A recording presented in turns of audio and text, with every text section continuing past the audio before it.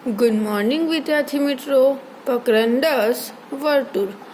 આપને અગાઉ વર્તુળ સંબંધિત જુદા જુદા પદો વિશે અભ્યાસ કર્યો. આ ઉપરાંત વર્તુળ સમતલને 3 ભાગોમાં વિભાજિત કરે છે તથા વર્તુળની છેદિકા અને સ્પર્શક વિશે માહિતી મેળવી તથા આ પ્રકરણની થિયરીઓ સંબંધિત કેટલાક પ્રશ્નો પણ જોયા. વિદ્યાર્થી મિત્રો, આજે આપને વર્તુળ સંબંધિત આપણા અભ્યાસક્રમમાં આવતા કેટલાક પ્રમેયો વિશે અભ્યાસ કરીશું. વિદ્યાર્થી મિત્રો, આપણા વર્તુળ ચેપ્ટરમાં ફક્ત 2 જ પ્રમેયો છે. તેમાંથી પહેલો પ્રમેય આ છે, તો વાંચીએ. પ્રમેય શું કહે છે? સાબિત કરો કે વર્તુળના કોઈ એક બિંદુએ દોરેલ સ્પર્શક સ્પર્શ બિંદુમાંથી પસાર થતી ત્રિજ્યાને લંબ હોય છે. શું કહે છે વિદ્યાર્થી મિત્રો કે વર્તુળના કોઈ બિંદુએ દોરેલ સ્પર્શક. તો આપણે સૌપ્રથમ એક વર્તુળ લઈ લીધું. આ વર્તુળને આપણે ઓ નામ આપી દઈએ, ઓ કેન્દ્રિત વર્તુળ. હવે વર્તુળના કોઈ બિંદુએ દોરેલ સ્પર્શક. હવે વર્તુળ છે, વર્તુળના ધારો કે આપણે કયા એક બિંદુ લઈ લઈએ અને સ્પર્શક દોરીએ. સ્પર્શક એટલે કે જે રેખા વર્તુળને એક અને માત્ર એક જ બિંદુમાં છેદે. આપને સ્પર્શક દોરી દીધો કે જે વર્તુળને એક અને માત્ર એક જ બિંદુમાં છેદે છે. આ સ્પર્શકને આપણે એક્સ અને વાય નામ આપી દઈએ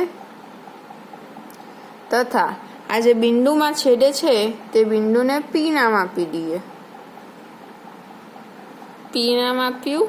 હવે કહે છે કે બિંદુએ દોરેલ સ્પર્શક દોરી લીધો. સ્પર્શ બિંદુમાંથી પસાર થતી ત્રિજ્યાને લંબ હોય છે. સ્પર્શ બિંદુ પી છે. સ્પર્શ બિંદુમાંથી પસાર થતી ત્રિજ્યા ઓપી એ ત્રિજ્યા થઈ. એ સ્પર્શ બિંદુમાંથી પસાર થાય છે એટલે સ્પર્શ બિંદુમાંથી પસાર થતી ત્રિજ્યાને લંબ હોય છે. એટલે આપણે સાબિત કરવાનું છે કે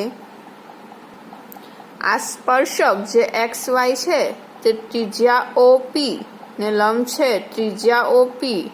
વિશિષ્ટ રેખાખંડ થયો વર્તુળનો કે જે રેખાખંડનું એક અંત્યબિંદુ વર્તુળનું કેન્દ્ર છે અને બીજું અંત્યબિંદુ વર્તુળ પર છે.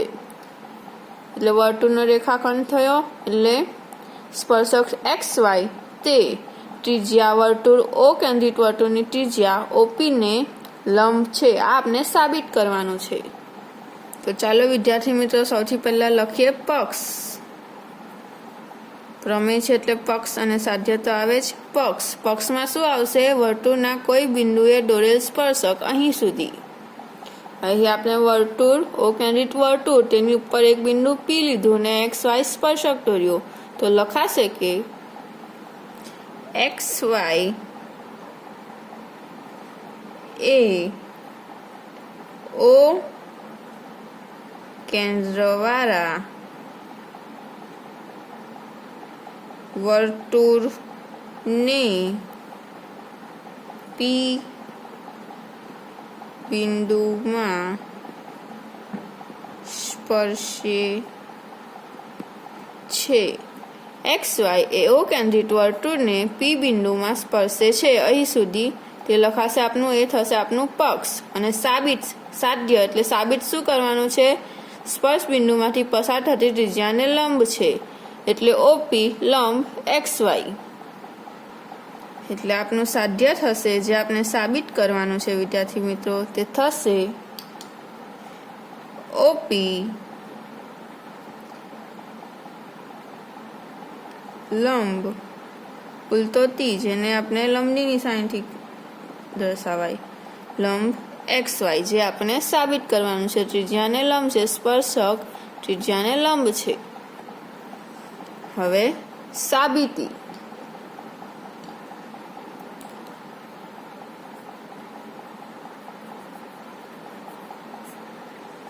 સાબિતી માટે વિદ્યાર્થી મિત્રો આપણે થોડાક ચેન્જીસ કરી દઈએ. એકાદ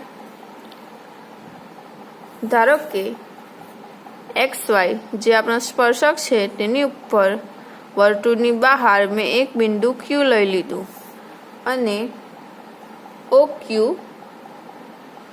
ને જોડી દીધો, ઓ ક્યુ દોરી દીધો.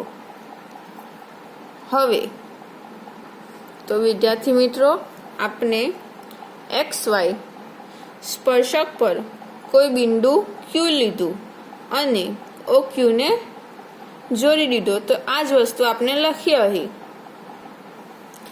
XY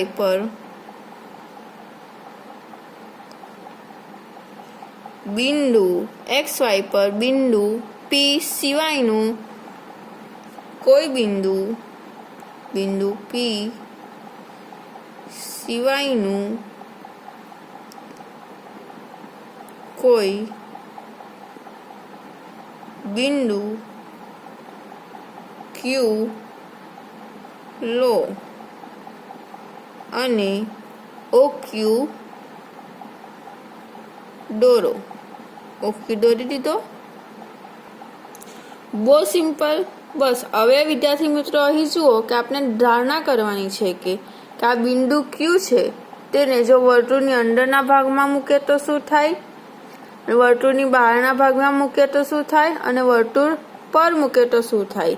તો ફર્સ્ટ આપણે જોઈએ કે જો બિંદુ Q જે આપણે વર્તુળની બહારના ભાગમાં લીધું છે તેને જો આપણે વર્તુળની અંદરના ભાગમાં લઈએ તો શું થાય. તો વિદ્યાર્થી મિત્રો અહીં જુઓ કે આપણે આ બિંદુ Q છે તેને વર્તુળની બહારના ભાગમાં લીધું છે. હવે આપણે જો વર્તુળની અંદરના ભાગમાં બિંદુ Q લઈએ, આપણે જે P કેન્દ્રિત લીધું તે વર્તુળ પરનું એક બિંદુ લીધું તે, અને Q જે આપણે ધારેલું છે એ વર્તુળની બહારના ભાગમાં લીધું છે. હવે જો એ વર્તુળની અંદરના ભાગમાં હોય, અહીંયા હોય Q, તો શું થાય જોઈએ. તો O અને Q બંનેમાંથી પસાર થતી આપણે જો એક રેખા દોરીએ તો જો વિદ્યાર્થી મિત્રો, શું આપણે જે સાબિત કરવાનું છે કે સ્પર્શક અને ત્રિજ્યા એકબીજાને લંબ છે. તો શું આ વર્તુળનો સ્પર્શક થયો જે મેં આ L જે રેખા દોરી, આપણે જેને X અને Y આપેલું છે નામ. વિદ્યાર્થી મિત્રો જુઓ કે આ છે X અને Y સ્પર્શક છે તે OQ નો શું થયો, X અને Y સ્પર્શક છે તે O કેન્દ્રિત વર્તુળનો શું થયો. આ X અને Y એ O કેન્દ્રિત વર્તુળને બે બિંદુઓમાં છેદે છે. બે બિંદુઓમાં છેદે છે એટલે તે વર્તુળનો સ્પર્શક તો રહ્યો જ નહીં, આ વર્તુળની છેદિકા બની ગઈ. એટલે O કેન્દ્રિત વર્તુળ જો આપણે બિંદુ O જો આપણે વર્તુળના અંદરના ભાગમાં લઈએ તો તે વર્તુળની છેદિકા બની જાય છે. એટલે આ તો શક્યતા જ નથી. હવે જો બિંદુ Q છે તેને આપણે વર્તુળ પર લઈએ, ધારો કે અહીંયા લઈએ, અને આપણે આ P કેન્દ્રિત અહીંયા લીધેલું છે P કેન્દ્રિત બિંદુ. હવે આપણે રેખા દોરીએ તો જોઈએ શું થાય.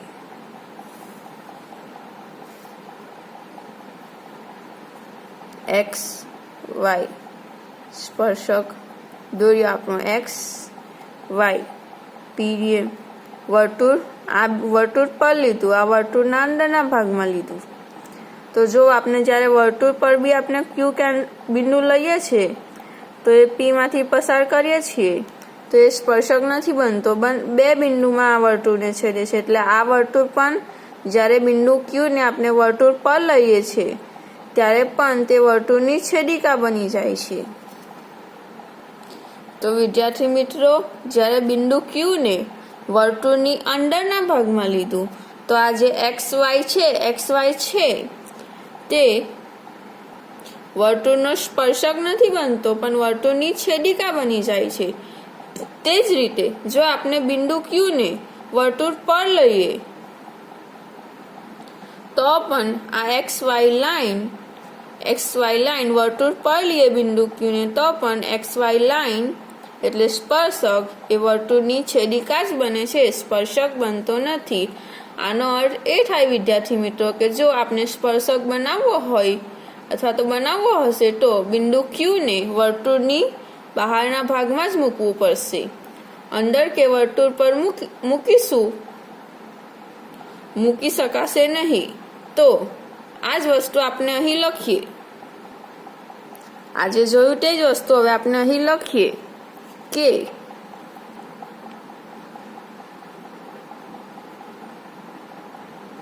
બિંદુ ક્યુ એ વર્તુળની બહાર જ હોય, જો વર્તુળની બહાર જ હોય, જો તે વર્તુળના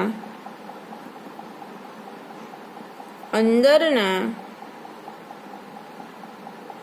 ભાગમાં અથવા વર્તુળના અંદરના ભાગમાં અથવા તો વર્તુળ પર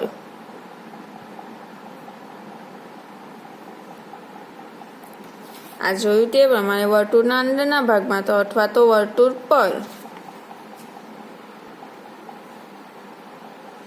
હોય તો XY જે આપનો સ્પર્શક છે તે વર્તુળની છેદિકા બને છે. બે બિંદુમાં છેદતા હતા એટલે છેદિકા બને છે.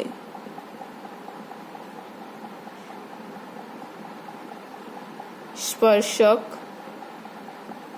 નહીં. હવે વિદ્યાર્થી મિત્રો આકૃતિમાં જુઓ કે આપને બિંદુ Q ને વર્તુળની બહારના ભાગમાં મૂક્યું તો OQ નું માપ એ OP કરતા વધુ થાય છે. નોર્મલ છે OQ નું માપ OP કરતા વધુ છે. આટલું ડિસ્ટન્સ વધારે છે, આટલું અંતર વધુ છે, એ જ આપણે અહીં લખીએ. તેથી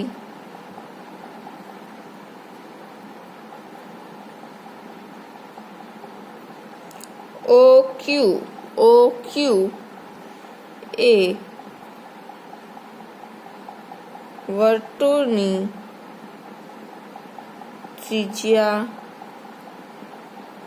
કરતા મોટી છે. મોટી એટલે વધુ, મોટી છે, વધુ છે. અથવા તો એમ બી કહી શકાય કે OQ એ OP કરતા મોટી બાજુ છે. માટે OQ ગ્રેટર ધેન OP. આનો અર્થ એ થાય વિદ્યાર્થી મિત્રો કે OQ છે એ OP કરતા મોટી છે. OQ મોટી છે. એટલે આપણે આ વાક્ય પણ લખી શકીએ. આના જ પરથી આપણે આ વાક્ય લખી શકીએ કે આ હકીકત XY પરના P, આ P બિંદુ એ ત્રિજ્યા છે, OP ત્રિજ્યા છે એટલે P બિંદુ XY પરના P બિંદુ સિવાયના કોઈ પણ બિંદુ માટે સાચી છે. અથવા તો આપણે અહીં Q બિંદુ લીધું છે એટલે કોઈ પણ બિંદુ અહીંયા તમે લખી શકો Q બિંદુ કોઈ પણ બિંદુ Q માટે સાચી છે, એવું પણ લખી શકો. હવે આ વાક્યમાં તો સમજ પડી ગયો છે, પણ સમજાવી દઉં કે આ હકીકત XY પરના P બિંદુ સિવાયના P બિંદુ એ સૌથી નાનામાં નાનું માપ છે, સિવાયના કોઈ પણ બિંદુ Q માટે સાચી છે. કોઈ પણ બિંદુ લઈએ એટલે આપણે ધારો કે અહીંયા પણ લઈએ, અહીંયા પણ લઈએ, અહીંયા પણ લઈએ, આ Q બિંદુ ગમે ત્યાં કોઈ પણ બિંદુ લઈએ, તેનું માપ OP કરતાં તો વધુ જ હોવાનું. આ વાક્યનો મતલબ બસ આટલો જ થાય છે. એટલે કે વિદ્યાર્થી મિત્રો આ OQ નું માપ છે, તો હવે Q બિંદુ તમે અહીંયા લો, અહીંયા લો કે કશે પણ લો, એનું માપ OQ કરતાં તો વધારે જ થશે. એટલે કે OQ નું માપ OP કરતાં વધારે જ થશે, કારણ કે OP નું માપ છે તે નાનામાં નાનું માપ છે અને માત્ર એક અને એક જ બિંદુમાં છેદે તેને સ્પર્શક કહેવાય. આથી બિંદુ P ના સ્થાન સિવાયના કોઈ પણ સ્થાને બિંદુ Q લઈ લઈએ, એટલે P ના સ્થાન સિવાયના કોઈ પણ સ્થાને આપણે બિંદુ Q લઈ લઈએ, તેનું માપ આ OP ના માપ કરતાં વધુ આવશે. આ OP નું માપ છે તે સૌથી નાનામાં નાનું માપ છે. પછી કોઈ પણ બિંદુએ તમે અહીંયા લો, કોઈ પણ બિંદુએ લો, ઓક્યુનું માપ એ ઓપી કરતાં વધુ જ આવશે, એટલે ઓક્યુ મોટો જ હશે. તેથી ઓપી એ XY ને લંબ છે. ઓપી એ XY ને લંબ છે. ઓપી લંબ XY આપનું સાબિત થઈ ગયું. એટલે કે ઓપી લંબ XY. બસ આ પ્રમેય પૂરો વિદ્યાર્થી મિત્રો. આ પ્રમેય સાબિત થઈ ગયો આપનું. વિદ્યાર્થી મિત્રો આ પ્રમેય બરાબર કરજો. એક્ઝામમાં ખૂબ જ ઇમ્પોર્ટન્ટ, એક્ઝામ માટે ખૂબ જ ઇમ્પોર્ટન્ટ છે. 3 માર્ક્સમાં પૂછાઈને પૂછાય જ છે. તો વિદ્યાર્થી મિત્રો આ પ્રમેય પરથી આપણે બીજા 2 તારણો કાઢી શકીએ છીએ. બીજા 2 તારણો કાઢી શકાય છે. નોંધ કરીને આપણે લખી શકીએ. ફર્સ્ટ કે વર્તુળના કોઈ પણ બિંદુએ એક અને માત્ર એક જ સ્પર્શક છે. એટલે વર્તુળનું એક બિંદુ છે, એક બિંદુમાંથી પસાર કરીને એક જ સ્પર્શક દોરી શકાય છે. એટલે વર્તુળના કોઈ પણ બિંદુએ એક અને માત્ર એક જ સ્પર્શક દોરી શકાય છે. એકથી વધુ સ્પર્શક દોરી શકાતો નથી. અને સેકન્ડ કે સ્પર્શ બિંદુમાંથી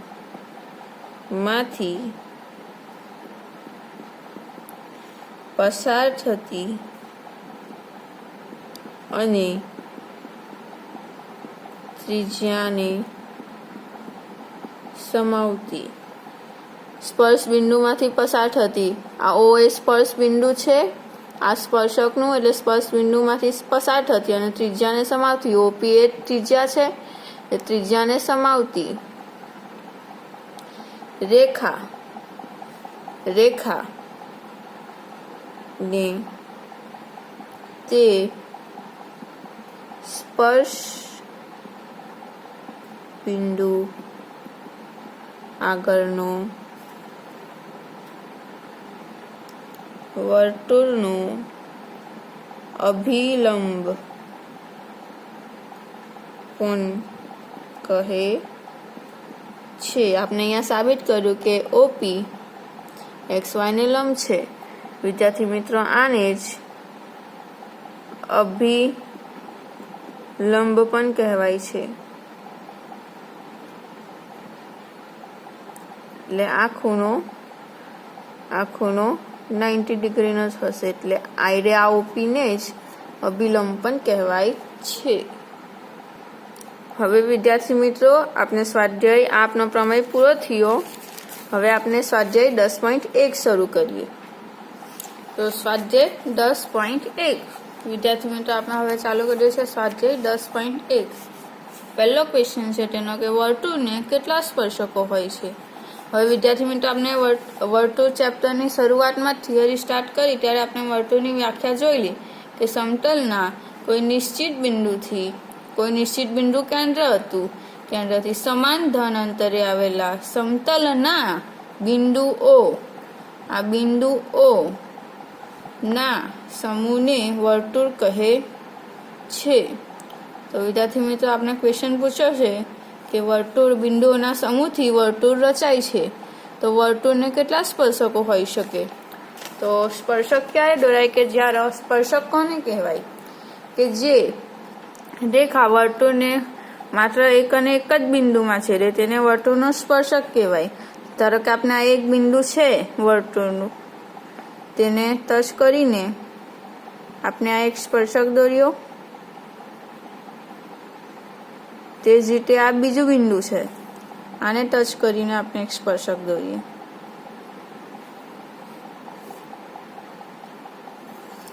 થર્ડ બિંદુ,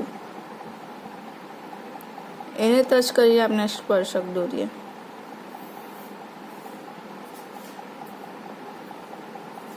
આ ફોર્થ બિંદુ ને P, Q, R અને એસ નામ આપીએ, આને ટચ કરીને સ્પર્શક દોરીએ.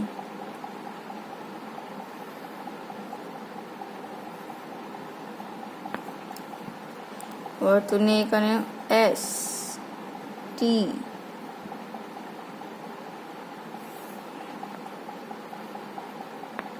એટલે વર્તુળ બિંદુઓ સમતલમાં આવેલા બિંદુઓના ઘનને વર્તુળ કહેવાય છે. તો જેટલા વર્તુળ પર જેટલા બિંદુ આવેલા હોય, જેનાથી એ રચાય છે વર્તુળ, જેટલા બિંદુ આવેલા હોય દરેકમાંથી આપણે એક એક સ્પર્શક દોરી શકીએ. તો વર્તુળને કેટલા સ્પર્શકો હોય? તો એનો જવાબ આવશે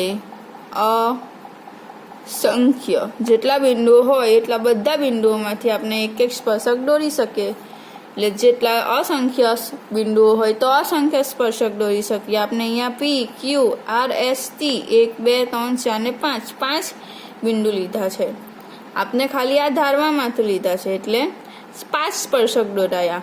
અને ટોટલ વર્તુળમાં જોવા જઈએ તો વર્તુળ તો અસંખ્ય સમૂહ બિંદુઓનો બનેલો હોય સમતલમાં આવેલા, એથી અસંખ્ય સ્પર્શકો દોરી શકાય. હવે ક્વેશ્ચન સેકન્ડ શું કહે છે? સ્પર્શક વર્તુળને ખાલી જગ્યા બિંદુમાં છેદે છે. આ વિદ્યાર્થી મિત્રો આપણે કાલે જોઈ જ ગયેલા છે, એક અને માત્ર એક જ.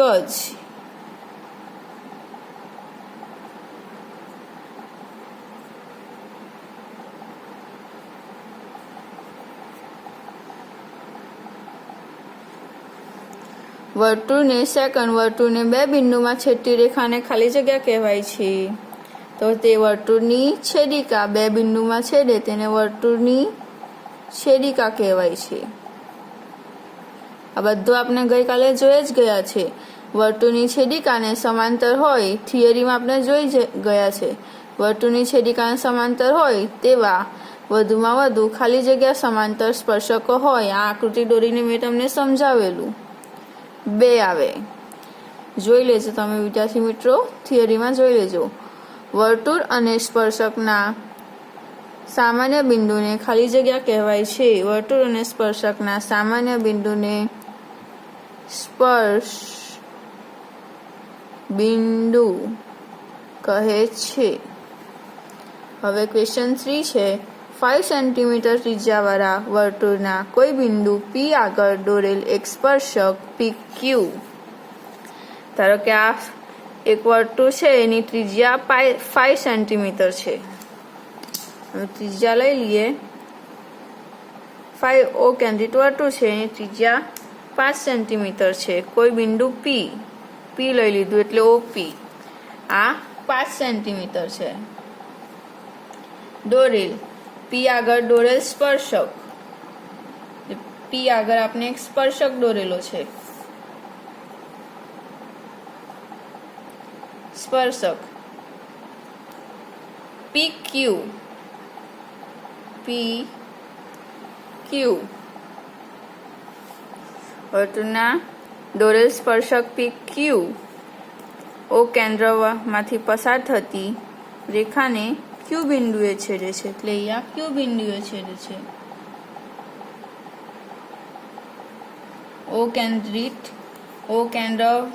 વર્તુળ છે માંથી પસાર થતી રેખાને ક્યુ બિંદુએ છેદે છે. આ સ્પર્શક છે પી ક્યુ તેના ક્યુ બિંદુએ છેદે છે. તો ઓ ક્યુ આપણે 12 સેન્ટીમીટર આપેલો છે. તો પી ક્યુ આપણે આ શોધવાનો છે. તો વિદ્યાર્થી મિત્રો આકૃતિ પરથી કઈ દેખાય છે? આપણે કઈ જોઈ શકીએ છીએ? ઓપી લંબ પી ક્યુ. આપણે આગળનો પ્રમેય સાબિત કરી ગયા તે જ પ્રમાણે ઓપી લંબ પી ક્યુ છે. આ જે રેખા લીધી, ચાલો આપણે એને એલ નામ આપી દઈએ કે રેખા એલ છે. તો પ્રમેય 10.1 હતો એટલે પ્રમેય જે હતો તે એક પ્રમાણે એકના આધારે એટલે આપણે એની અંદર સાબિત કરી ચૂક્યા છે. એટલે ઓપી લંબ રેખા એલ, ઓપી લંબ રેખા એલ એટલે આપણે ત્રિકોણ મળ્યો O P Q O P Q માં ખૂણો P કેટલો છે? 19 ડિગ્રી છે. તેથી 19 ડિગ્રી ત્રિકોણ છે એટલે પાયથાગોરસનો પ્રમેય લાગશે. એટલે પાયથાગોરસના નિયમ મુજબ આ તો સૌથી ઈઝી થઈ ગયું. OQ જે કર્ણ થાય, OQ square is equal to OP square plus PQ square. OQ આપણે જાણીએ છીએ 12 સેન્ટીમીટર છે. 12 નો વર્ગ ઇઝ ઇક્વલ ટુ OP 5 નો વર્ગ પ્લસ PQ સ્ક્વેર. 12 નો વર્ગ 144 is equal to 25 plus PQ square. 144 minus 25 is equal to PQ square. Therefore, PQ square is equal to 119. PQ is equal to square root 119. આ આપનો answer આવી ગયો જે તમારા ઓપ્શનમાં આપેલો છે બુકમાં. ને આગળ કરીએ તો PQ ઇઝ ઇક્વલ ટુ 10.19 તમારો આન્સર આવે. હવે લાસ્ટ ક્વેશ્ચન છે વિદ્યાર્થી મિત્રો, ક્વેશ્ચન 4. એ શું કહે છે આપને કે એક વર્તુળ અને આપેલ રેખા. તો આ એક વર્તુળ છે અને આપેલ રેખા. એક વર્તુળ અને એક રેખા આપી દીધી આપને. રેખા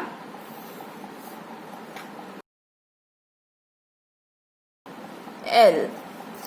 એક વર્તુળ અને આપેલ રેખા ને સમાંતર એટલે આ જ રીતે સમાંતર હોય તેવી બે રેખા આપણે દોરવાની છે, જેમાંથી એક તે વર્તુળનો સ્પર્શક હોવો જોઈએ. સ્પર્શક એટલે સ્પર્શક કોને કહેવાય? જે વર્તુળને માત્ર એક અને એક જ બિંદુમાં છેદે. તો આ એક બિંદુ લીધું અને સમાંતર દોરવાની છે એટલે આ જ માપ.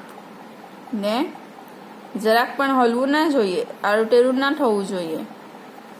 સમાંતર દોરાઈ ગઈ L અને એમાં નામ આપી દઈએ. વર્તુળ અને એક રેખા આપેલી છે, તેમાંથી બે રેખા દોરવાની છે કે બે પૈકીની એક વર્તુળનો સ્પર્શક હોવી જોઈએ. સ્પર્શક કોને કહેવાય? જે વર્તુળને એક અને માત્ર એક જ બિંદુમાં છેદે, P બિંદુમાં છેદે છે. એમ આપણે લખી દઈએ. વર્તુળનું કેન્દ્ર O છે એટલે આ સ્પર્શક થઈ ગયો. આપનું ફિનિશ થઈ ગયું. અને બીજી રેખા એવી રીતના દોરવાની છે કે જે વર્તુળની છેદિકા છે. છેદિકા કોને કહેવાય? કે જે વર્તુળને બે બિંદુમાં છેદે.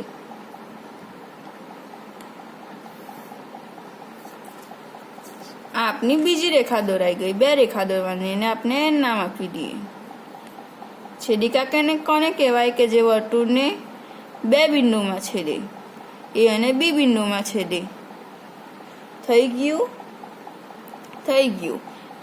એટલે વર્તુળની છેદિકા હોય કે N એ વર્તુળની છેદિકા છે અને M એ વર્તુળનો સ્પર્શક છે, અને જે L, M અને N એ L ને સમાંતર છે. બસ આટલું. આ આકૃતિ પૂરી થઈ ગઈ. આકૃતિ દોરવાની હતી. અહીં આપનું સ્વાધ્યાય 10.1 પૂરું થાય છે. આજનો આપણે આ લેક્ચર અહીં પૂરો કરીએ છીએ. નેક્સ્ટ ટાઈમ બીજો પ્રમેય જોઈશું આપણે. Thank you.